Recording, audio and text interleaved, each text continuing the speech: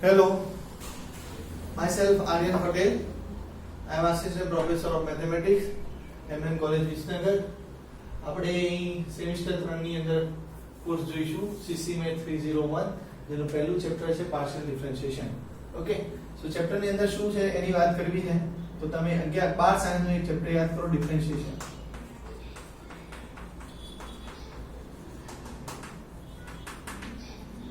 તો આ ચેપ્ટર ની અંદર તમે શું વાત કરતા હતા તો તમને દાખલા ફંક્શન ઓફ વન વેરીએબલ આપેલું હતું y fx, મતલબ એક વેરીએબલ નું ફંક્શન આપેલું હતું અને આના ડેરિવેટિવ ની વાત કરતા હતા.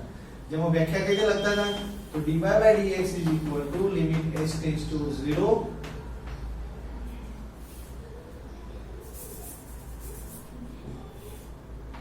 fx plus h minus fx divided by h. જો આ લિમિટ એક્ઝિસ્ટ થાય તો એ લિમિટ ને તમે ડેરિવેટિવ કહેતા હતા ને, અને એ ડેરિવેટિવ ની જે પ્રોસેસ છે એને તમે ડિફરન્શિએશન કહેતા હતા. તો આ 12 સાયન્સના ચેપ્ટર ની વાત છે. હવે અહીં આપણે નામ આપ્યું છે પાર્શિયલ ડિફરન્શિએશન. તો પાર્શિયલ ડિફરન્શિએશન ની અંદર શેની વાત થશે તો એની વાત કરીએ.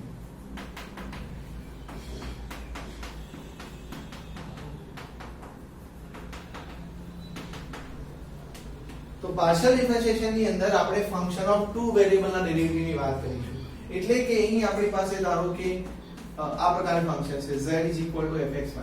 તો એ ફંક્શન કયું છે fxy, જે કેટલા વેરીએબલ નું છે બે, x અને y, અને એ ફંક્શન ને આપણે z નામ આપ્યું છે. જેમ x વેરીએબલ નું ફંક્શન જે f હતું એને y નામ આપ્યું, તો એમ બે વેરીએબલ x અને y નું ફંક્શન છે એને z નામ આપ્યું.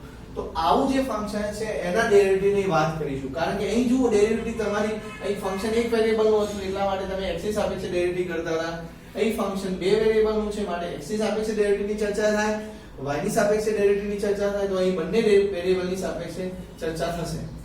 એટલા માટે આ જે પ્રોસેસ છે એ પ્રોસેસને આપણે પાર્શિયલ ડિફરન્શિએશન નામ આપીશું. ઓકે, હવે અહીં બે વેરીએબલ નું ફંક્શન પણ હોઈ શકે, ત્રણ વેરીએબલ નું હોઈ શકે, ચાર વેરીએબલ નું હોઈ શકે. આપણે ઇન જનરલ n વેરીએબલ ના ફંક્શન ની પણ વાત કરીશું. તો એના ડેરિવેટિવ ની પ્રોસેસ ની વાત કરીશું જેને કહેવાય partial differentiation.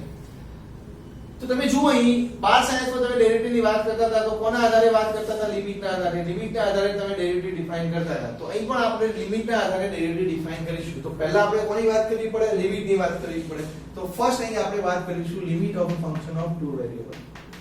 Limit of a function of two variables.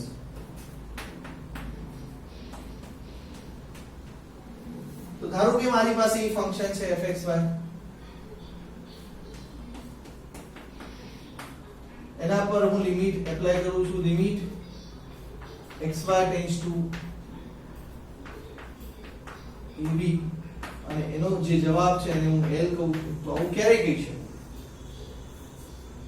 આ ડેફિનેશન છે, sorry.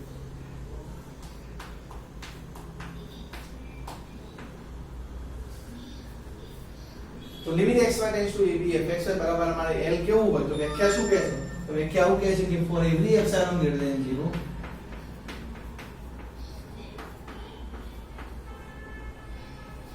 there exists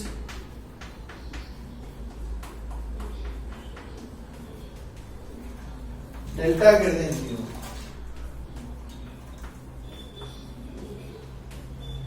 such that કઈ કન્ડિશન સેટિસ્ફાય થશે? So 0 less than 0 less than for all xy belongs to the points of domain, मतलब domain of f. point क्या पहले लेवाना? domain of f. ये वाले लेवाना कि 0 less than mod xy minus ab less than delta implies mod fxy minus l is less than epsilon.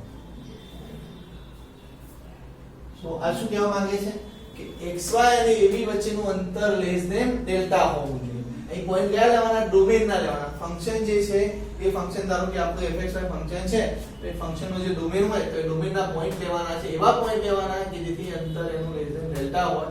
અહીં fxy અને l વચ્ચેનું અંતર ડિફરન્સ fxy અને l બંને વેલ્યુઓ છે એનો ડિફરન્સ લેસ ધેન એપ્સિલોન હોય. તો આ વસ્તુને ઇક્વાલિટીને હું બીજી રીતે દર્શાવું તો રીતે દર્શાવવા જોઈએ તો જુઓ અહીં તમે આગળ આવું જાણો છો કે mod x less than a હોય તો ડબલ ઇમ્પ્લાઇઝ x ની વેલ્યુ શું કહી શકો કોની વચ્ચે હોય x ની વેલ્યુ -a અને e વચ્ચે mod x less than a હોય તો x ની વેલ્યુ -a અને a વચ્ચે હોય તો હું આ ઇક્વાલિટી ને બીજી રીતે પ્રેઝન્ટ કરું છું કઈ રીતે જુઓ mod fxy - l less than epsilon હોય એનો મતલબ તમે શું કહી શકો fxy - l ની વેલ્યુ કોની વચ્ચે હોય fxy - l ની વેલ્યુ -એપ્સિલોન અને +એપ્સિલોન વચ્ચે હોય બંને બાજુ એક કામ કરો l એડ કરો તો શું થશે l - epsilon less than fxy less than l + epsilon તો આ ઇક્વાલિટી છે એને હું આ રીતે પણ લખી શકું તો અહીં શું લખું છું fxy - l less than epsilon હોય તો એને આ રીતે લખી શકાય fxy ની વેલ્યુ l - એપ્સિલોન અને l + એપ્સિલોન ની વચ્ચે હોય તો ડેફિનેશન ને બરાબર સમજીએ આ શું કહેવા માંગે છે for every epsilon greater than 0 જો ડેલ્ટા તમને મળતો હોય પોઝિટિવ તેથી આ કન્ડિશન સેટિસ્ફાય થાય તો તમે કહી શકો કે લિમિટ xy → ab fxy બરાબર l છે આ કન્ડિશન કઈ રીતે બનાવી છે તો જુઓ અહીં xy → ab છે માટે xy અને ab વચ્ચેનું અંતર લેસ ધેન ડેલ્ટા હોય તો fxy - l less than epsilon ને જુઓ xy → ab છે માટે મોડ fxy xy અને ab વચ્ચેનું અંતર લેસ ધેન ડેલ્ટા હોય તો fxy અને l નો ડિફરન્સ fxy અને l નો ડિફરન્સ કેવો હોય લેસ ધેન એપ્સિલોન ચલો ભાઈ આ વસ્તુને ગ્રાફિકલી જોઈએ તો તમારે ફંક્શન ઓફ ટુ વેરિયેબલ ની વાત કરવી છે તો અહીં તમારે ત્રણ એક્સિસ ની વાત કરવી પડે x y અને z જનરલી આપણે function of two variable draw કરવું હોય તો કઈ રીતે કરીએ છીએ એનો ડોમેન ક્યાં હોય xy પ્લેન ની અંદર હોય તો અહીં ધારો કે તમારી પાસે આ ડોમેન છે એના આધારે તમને એક ફંક્શન મળે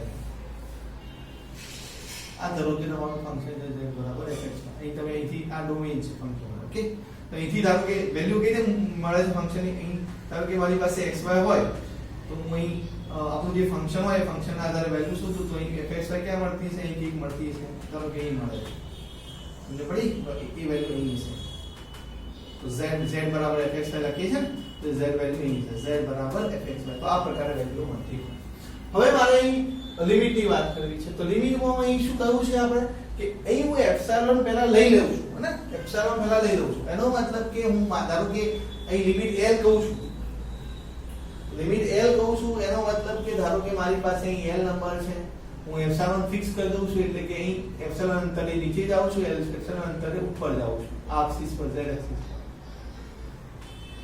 તો અહીં l - એપ્સિલોન છે l + એપ્સિલોન છે સરખું અંતર છે ને l થી તો ઉપર નીચે આતે l - એપ્સિલોન અંતરે ઉપર નીચે ગયા તો આ વ્યાખ્યાનો કહેવાનો મતલબ એવો છે કે હું એપ્સિલોન સિલેક્ટ કરી લઉં છું અને આ જે સ્ટ્રીપ છે એ સ્ટ્રીપ બનાવી દઉં છું અને ફંક્શનની જે વેલ્યુ છે l - એપ્સિલોન l + એપ્સિલોન એ ફંક્શનની value l - epsilon l + epsilon સ્ટ્રીપની અંદર આવતી હોય તો એના આધારે તમને અહીં કોઈ ડેલ્ટા મળતો હશે અને એ ડેલ્ટા એવો મળતો હશે કે જે AB પોઈન્ટ આપણી પાસે અહીં AB પોઈન્ટ ફિક્સ ને AB આગળ લિમિટની વાત કરીએ તો એવો ડેલ્ટા મળતો હશે કે એ રેડિયસ વાળું જો હું એક ડિસ્ક બનાવું છું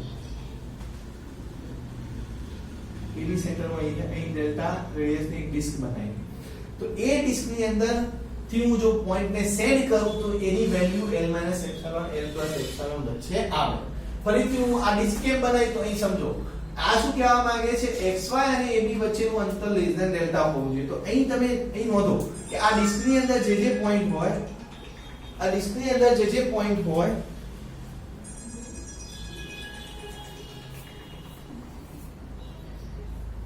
તો આ ડિસ્કની અંદર જે પોઈન્ટ હોય એ પોઈન્ટ નું અંતર ડેલ્ટા જે છે એનાથી કેવું હોય ઓછું હોય ને આ ડિસ્કની અંદર જે પોઈન્ટ હોય બધાનું અંતર ડેલ્ટા થી ઓછું હોય તો અહીં તો આપણે એવા પોઈન્ટની વાત કરીએ છે xy કેવા પોઈન્ટ લેવાના જેનું અંતર ab થી અંતર ગણીએ તો એ લેસ ધેન ડેલ્ટા અને ગ્રેટર ધેન 0 એનો મતલબ કે તમે ab પોઈન્ટ ના વાત કરીશો તો સ્ટ્રિક્ટલી લેસ ધેન ડેલ્ટા લખીએ છીએ એનું કારણ એ છે કે અહીં ઉપર બાઉન્ડરી પરના પોઈન્ટ લેશું નહીં અને સ્ટ્રિક્ટલી ગ્રેટર ધેન 0 લખીએ એનો મતલબ કે ab પોઈન્ટ ની પણ ચર્ચા થશે નહીં તો એવા પોઈન્ટ ની ચર્ચા થશે જે અંદર પોલિટિક્સ ની અંદર હોય એવા પોઈન્ટ ની જ વાત થશે આ સમજી લીધું અહીં ડિસ્ક દ્વારા આ પણ સમજી લીધું fxy ની વેલ્યુ l - એપ્સિલોન અને l + એપ્સિલોન વચ્ચે હોય હવે આખી ડેફિનેશન ને એક સાથે આપણે જોઈએ કઈ રીતે જો જો હું એપ્સિલોન ગ્રેટર ધેન 0 લઉં છું એનો મતલબ કે L ની આજુબાજુમાં કોઈ સ્ટ્રીટ મતલબ L ની આજુબાજુમાં અહીં value L - epsilon L + epsilon નક્કી કરું છું અને એના વચ્ચે ફંક્શનની વેલ્યુ ધારો કે હોય, હા, તો તમને એના આધારે ડેલ્ટા એવો મળતો હશે, એટલે ડેલ્ટા એટલે કે એવી ડિસ્ક મળતી હશે જે AB ની આજુબાજુ. તો ડેલ્ટા એ ફિક્સ નથી, મતલબ ડિસ્કની આ ડિસ્ક આમ નાની પણ હોઈ શકે, મોટી પણ હોઈ શકે, આથી મોટી પણ હોઈ શકે. તો ડેલ્ટા બદલાય છે કોના આધારે? જેમ હું એપ્સિલોન બદલું છું એમ ડેલ્ટા બદલાય છે.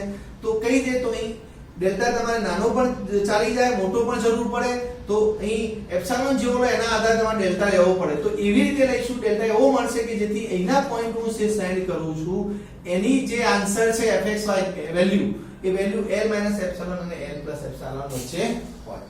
ઓકે, સમજ પડી? ફરીથી એકવાર અહીં મારી પાસે L છે, L ની આજુબાજુ મેં નક્કી કરી દીધું છે, હું આટલી વેલ્યુની વાત કરવાનો છું, L - એપ્સિલોન. એટલે કે એપ્સિલોન ની આપણે કોઈ પણ એપ્સિલોન ની વાત કરીએ છીએ ને, દરેક એપ્સિલોન માટે આ વસ્તુ થવી જોઈએ.